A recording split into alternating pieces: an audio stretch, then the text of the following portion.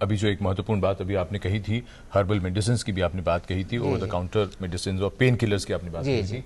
मनोज नेगी ने हमें ईमेल भेजा है, वो ये जानना चाहते हैं कि 9 महीने से उनको पेशाब में काफ़ी जलन होती है और उन्होंने 2 आयुर्वेदिक दवाइयों के नाम लिखे जो हम नहीं पढ़ रहे हैं। उन्होंने ये लिखा है कि उससे काफ़ी आराम मिलता है उसे खाने से। तो अब ये वो जानना चाहते हैं कि क्या उनको कोई साइड इफेक्ट होता है। अब आपने जो बात कही थी कि उनमें क्या है क्या नहीं है, कैसे पता चलेगा, क्या करना चाहिए इनको? अब देखिए, अगर 9 महीने से पेशाब में जलन हो रहा है तो फर्स्ट थिंग इनका तो कुछ डिटेल जांच करना बहुत ज़रूरी है। यूरिन कल्चर कराए एंड एक बहुत इंपॉर्टेंट बात है, हम यूरिन का जो संक्रमण यूटीआई वो भी हम 2 गुटों में बांटते हैं, एक सिंपल यूटीआई और एक कॉम्प्लिकेटेड यूटीआई।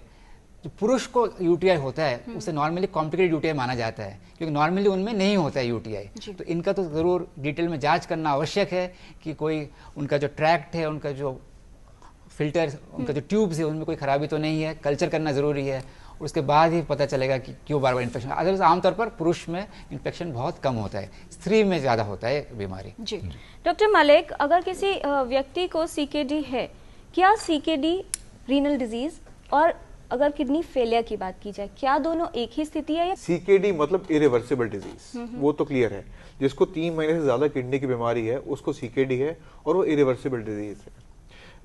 पहले हम टर्म किडनी फेलियर यूज किया करते थे, पर वो फेलियर में एक बड़ी नेगेटिव सी फीलिंग आती है, फेल हो गया, खत्म। तो क्योंकि इसके काफी स्टेजेस हैं तो इसलिए टर्म आ गया सीकेडी। सीकेडी में स्टेज 1, 2, 3, 4, 5 है, डिपेंडिंग ऑन आपका जीएफआर कितना है, किडनी में क्या तकलीफ है।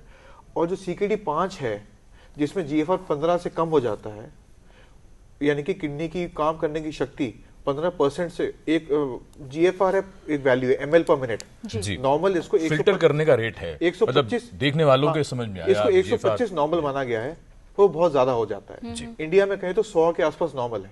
तो अगर आप 15% से कम पे आ गए हैं तो अब उसको किडनी फेलियर के बराबर कह सकते हैं कि अब आपकी किडनी की फंक्शनिंग इतनी है कि नॉर्मल जीवन बिना सपोर्ट के नहीं चल सकता, जिसको पहले हम बोलते थे एंड स्टेज रीनल डिजीज, मतलब कुछ करना पड़ेगा नॉर्मल जीवन के लिए।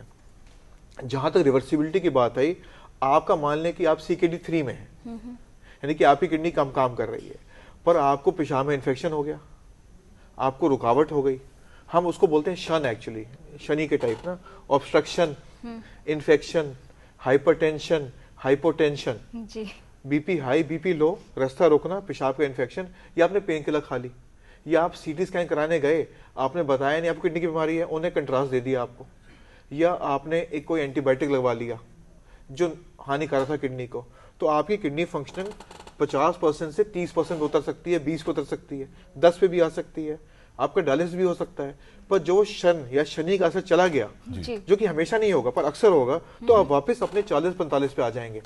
उसको बोलते हैं एक्यूट ऑन सीकेडी। तो आपको बेसिक लेवल की खराबी है जो कि सडनली आपने बढ़ा ली किसी गलती से, जब वो गलती रिवर्स हो गई तो आप वापस अपने बेसिक लेवल पे आ गए। तो वो डायलिसिस जो था वो आपका टेम्परेरी था, वो टाइम निकालने के लिए था। ये जो शन जो आपने जो बार बार बताया, और शन और शनि भी आपने कहा, इस शन में टेंशन भी है क्या, कुछ उसका भी कुछ? शारीरिक टेंशन है, मानसिक टेंशन नहीं है। और इस समय हमारे साथ फोन लाइन पर मौजूद हैं दिल्ली से देव प्रकाश जी। देव प्रकाश जी, आपका स्वागत टोटल हेल्थ में। क्या जानना चाहते हैं आप? नमस्कार। नमस्कार जी, आपको भी नमस्कार। देव जी, क्या है आपका सवाल? मेरी एक किडनी खराब है जी, और दूसरी किडनी पे मैं कितनी देर सरवाइव कर सकता हूँ? डॉक्टर मलिक से मैं ये सिर्फ जानने की कोशिश कर रहा हूँ, और मुझे क्या क्या एहतियात बरतने हैं जिससे कि मैं अपने आप को आगे, अपनी लाइफ को और आगे लंबा कर सकूं। लंबा तो नहीं है, जितनी सांस है उतनी है, मगर उनको बिना कष्ट के चला, क्वालिटी ऑफ लाइफ बेहतर रहे, ये जानना चाह रहे हैं आप? जी, you are absolutely right ma'am. Right. Doctor Malik, क्या सजेस्ट करेंगे आप इन्हें? अगर एक किडनी खराब है, दूसरी पूरी नॉर्मल है, तो जीवन नॉर्मल रह सकता है। हम चाहेंगे कि क्वांटिफाई हो जाए कि दूसरी किडनी जो ठीक है वो कितना काम कर रही है।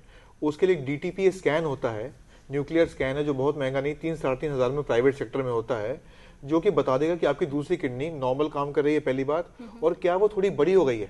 अच्छा। और वो दूसरी किडनी का भी काम टेक ओवर कर लिया उसने कुछ हद तक, जिसको कॉम्पनसेटरी हाइपरट्रोफी कहते हैं। अगर आप नॉर्मल जीवन व्यतीत करना चाहते हैं तो सबसे पहले तो ब्लड प्रेशर आपका ठीक रहना चाहिए, क्योंकि अगर एक किडनी काम कर रही है तो उस पर वैसे ही प्रेशर ज्यादा है, ज्यादा काम करने का, ऊपर से अगर ब्लड प्रेशर भी ज्यादा है तो खराब हो सकती है आस्ता आस्ता।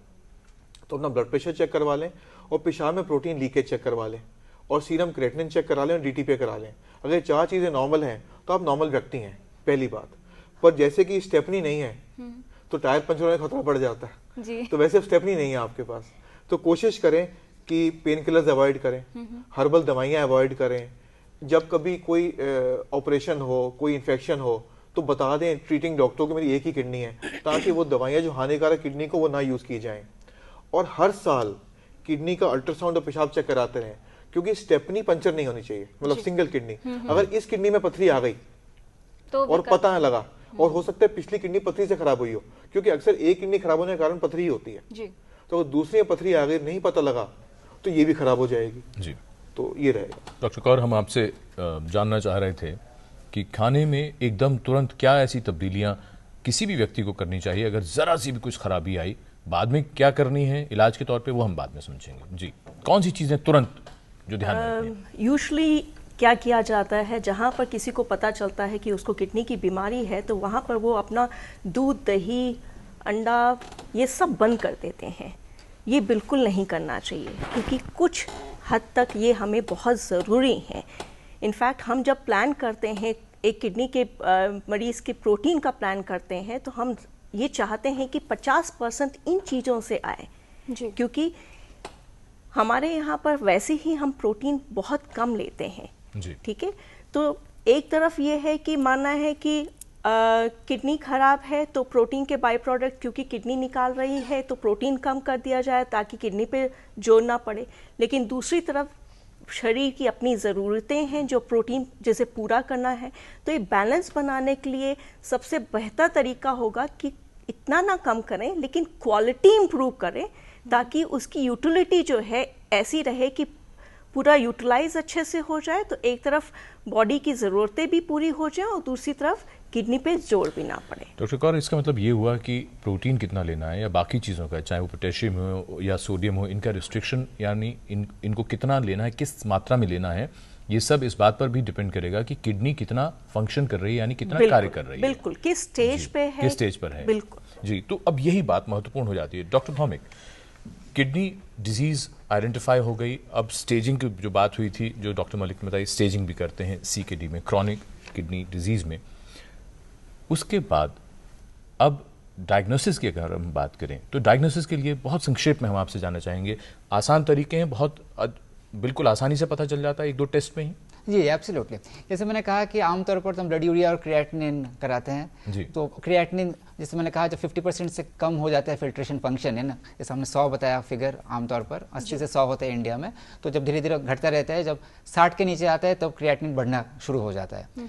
तो जब क्रिएटिनिन आमतौर पर, जैसे आपने कहा फेलियर कब होता है, तो एक्चुअली तो फार्मूला है, लेकिन मैं इतना कहूँगा कि अगर 4-5 हो जाए, 5 के ऊपर, तब हम उसका ऑलमोस्ट फेलियर स्टेज मानते हैं, that time function is less than 15%।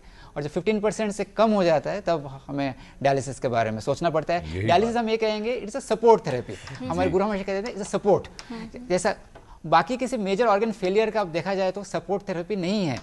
Kidney is only major organ जिसका हमारे पास सपोर्ट थेरेपी है, और उसका सही वक्त पर इस्तेमाल करना बहुत जरूरी है। लेकिन डॉक्टर भौमिक, बहुत से लोग ये कहते हैं कि डायलिसिस का मतलब ये हुआ एक बार डायलिसिस अगर करा लिया फिर तो अब कुछ नहीं हो सकता, जरा ये बताइए। एब्सोल्युटली, जैसे डॉक्टर मलिक ने सही कहा कि एक तो होता है अक्यूट ऑन CKD, जी। पेशेंट को CKD है, यानी GFR 60 से कम है लेकिन वो चल रहा है, गाड़ी चल रही है, लेकिन कुछ अक्यूट इवेंट हो गया, अचानक दस्त हो गए, उल्टी हो गई, कुछ पेन किलर खा लिया, कुछ नस पे कुछ रंगीन दवाई कॉन्ट्रास्ट दिया एंजियो के दौरान, तब थोड़ा क्रिएटिनिन बढ़ जाता है। तो उस दौरान हो सकता है सपोर्ट के लिए, मैं बार बार सपोर्ट शब्द इस्तेमाल करूंगा, सपोर्ट के लिए डायलिसिस दिया जाता है, लेकिन बाद में हो सकता है वो वापस अपना जो बेसिक लेवल है उस पर आ जाएगा, तो हो सकता है डायलिसिस बंद भी हो जाए, तो तब तो डरना बिल्कुल ही नहीं चाहिए, because that will be a temporary support measure. लेकिन दूसरा जो है, जो CKD, जो प्रोग्रेसिव CKD है, जहाँ पे 60, 50, 30, 20, 15 के नीचे आ गया, तब तो आपको मेंटली तैयार होना बहुत ज़रूरी है। क्योंकि अगर आप तब मेंटली तैयार नहीं होंगे, अगर आप सही वक्त पर आपने तैयारी नहीं की, अपने मानसिक आपका प्रिपरेशन नहीं हो गया, तो कष्ट है। ऑफ कोर्स तब जब डायलिसिस शुरू हो जाता है, जब 15 के नीचे आ जाता है, that will continue, but then मैं बार बार यही कहूँगा, आप इसे पॉजिटिव स्टांस पे ले, it is a support therapy and you can lead a normal life. हमारे कितने लोग हैं ऑल ओवर द वर्ल्ड जो नॉर्मल लाइफ लेते हैं विद डायलिसिस। जी।